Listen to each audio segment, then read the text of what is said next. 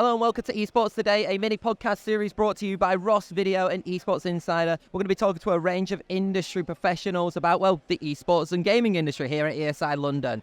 In this episode, though, I'll be talking specifically with Jasmine Skee, the CEO of Guild Esports. We'll be talking about British esports as a whole, how Guild has pivoted from its more competitive focus into a more community aspect, and also kind of what Guild is looking to do in the future when it comes to its esports titles and also its other activations and like a partnership with Sky, for example. But yeah, please stay tuned and let's go on with the episode.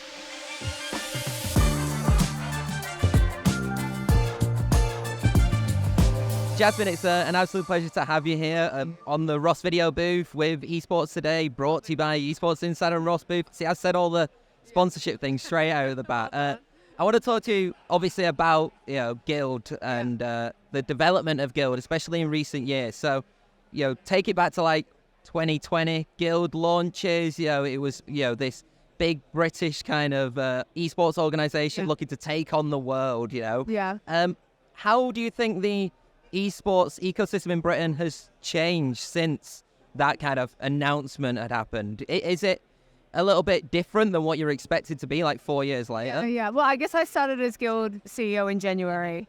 So obviously kept an eye on the industry and understood it, but I can talk a lot about my time here. I think the difference that we would see is Guild, we're obviously a publicly listed company. We launched with David Beckham, who I think is one of probably the biggest British icons, in the world. So I do think we are very much, our heritage is very much in being British, but we do have ambitions to be a global brand, and that's what we have worked to. We've won a lot of world championships, performed very well. I think the biggest change is actually how we as esports orgs operate in a way that actually does make us profitable and keeps us going year after year after year. I think the British esports industry is doing well. You can see Apex, the Apex events, the Copperbox is selling out.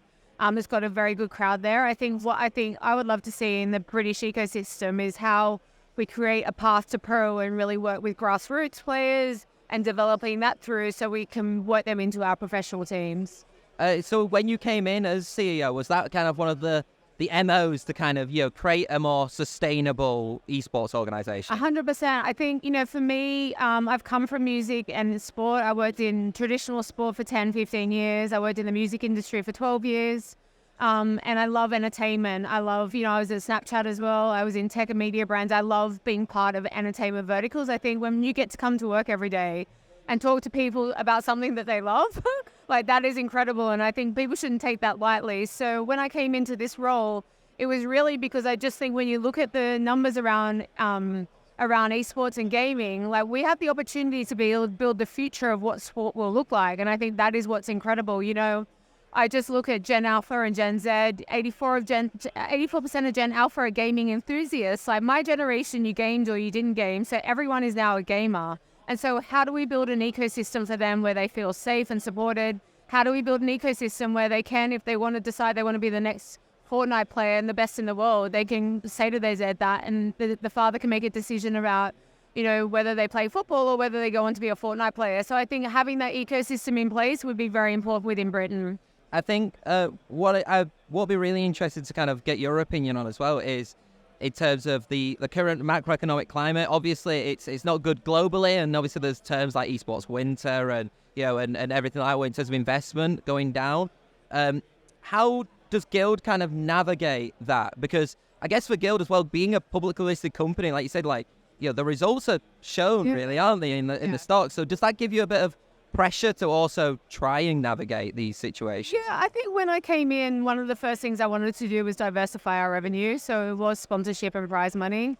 And in the last kind of six to 9 months since I've been CEO, we launched Guild College. So we work with SEL. We're now an education institution.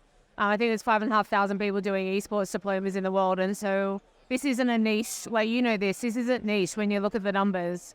And so we launched that so that we could obviously create another revenue stream, but also start supporting people getting into the industry. We obviously have our academy as well, so that path to pro, and we had a number of players play for us this year, and academy players that are actually competing at the level of our professional players, but obviously their salaries are quite different. So that was a really big win for us. We also have AI products in development, so around performance, around scouting, and also a censorship tool. So working with Girthed AI, who are a company that works with traditional sports to be able to build them out and support us. And the final one we did was launch Guild Studios, which I touched on in the panel I just did. So Guild Studios was really around working with brands to support them within gaming and esports, where they didn't necessarily want to do a 3-year partnership, but they might have a campaign coming out that gaming's part of it, or they could see the role that gaming would play within that. And so that for us was really important. So we're having campaign conversations with brands. And then obviously it's great if they come in and do a 3-year deal, but it also means that we can work with them on doing quite innovative formats. So we've got one coming up, which is going to be at Box Park, similar to this location. So I think for us, that was what was really important, is looking at our brand and looking at making sure that we're talking to both esports and gaming. We went into Street Fighter, which I think has got a very strong gaming audience and is a very strong gaming brand. But we're also in sim racing and CSGO. And so for us, we see the revenue opportunities within those two esports as well. I think from what you're telling me, the diversification is like a clear factor into your product as Guild, as a brand itself. But how important is it still to kind of connect with the competitive, top tier esports ecosystem? Because it was Guild Esports, it's still got the esports moniker. Is it still good to balance the two between community and competitive? 100 million%. So obviously we've just gone through a bit of a roster change on our Fortnite, and we came third at FNCS on the weekend. We want to win and we want to do well, and performance is key for us. So we're definitely not focused on that. We also, I guess the whole reason we went into CSGO is it's a tier 1 esports, and it's set up so we can drive revenue, and it opens up new verticals for us, so we can talk to betting brands, for example. So we're definitely in esports and we're there to win, but we're making decisions around how can we get a commercial return in each game that we're in, and every game has a very clear commercial strategy around it. So CSGO and sim racing for us, very big within esports, but there's also a commercial return that we know we can get from the brands, but also from the game. One partnership I particularly want to speak about, and it's obviously the really big one, it's the Sky partnership. Yeah. How important has it been to have Sky and the investment, but then also the promotion that Sky have done for Guild? Whether it be I think it was the launching of the Fortnite. Was that due to Sky, or was it Street Fighter, which was? We did it, yeah. So I guess our partnership is with Sky Broadband.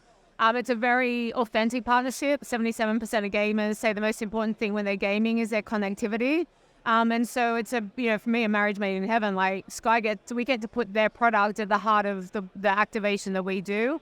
What we did with Street Fighter was it was a sweat room. It was a Street Fighter tournament. They live streamed it.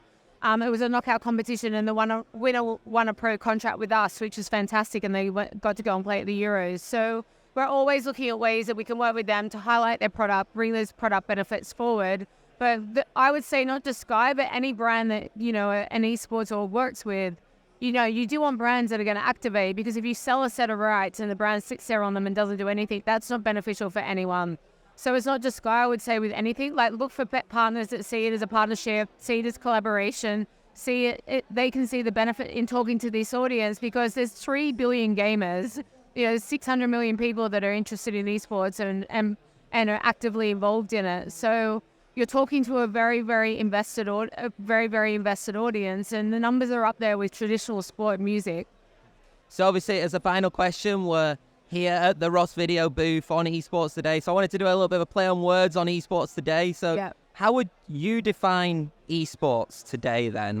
So it's the whole ecosystem. I think I'd probably define it a little bit more than how everyone else does. But I guess the way we talk about it as Guild is, I believe it's anyone that competitively plays.